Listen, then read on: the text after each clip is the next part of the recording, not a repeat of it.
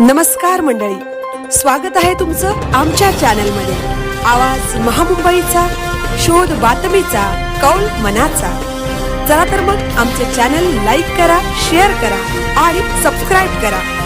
धन्यवाद। द्रोणागिरी नोडमध्ये सिडकोचा हातोडा, मात्र निवडक कारवाईमुळे प्रशासनावर प्रश्नचिन्ह।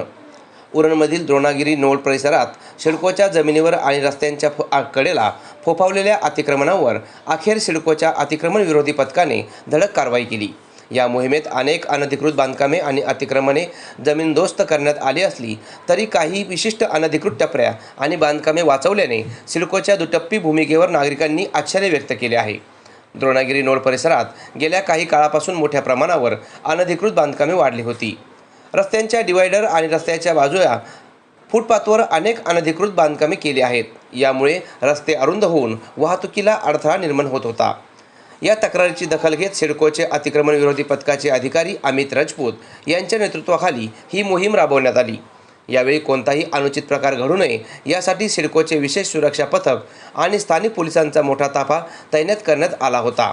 सिडकोने एका बाजूला काही कच्ची आणि पक्की बांधकामे पाडली असतानाच दुसरीकडे मात्र रस्त्याच्या कडेला असलेल्या अनेक मोठ्या अनधिकृत टपऱ्या, कॅन्टीन आणि झोपड्यांवर कोणतीही कारवाई केली नाही। पथकाने या बांधकामांकडे सोयीस्कर दुर्लक्ष केले।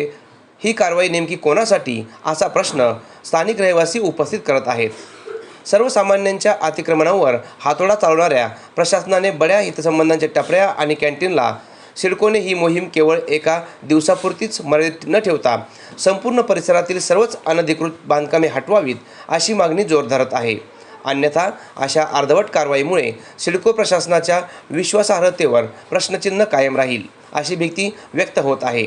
याविषयी सिडकोचे अतिक्रमण पथकाचे अमित राजपूत यांच्याशी संपर्क साधण्याचा प्रयत्न केला असता संपर्क झाला नाही। आवाज महामुंबईचा चॅनलसाठी अनंत नारंगीकर, उरण।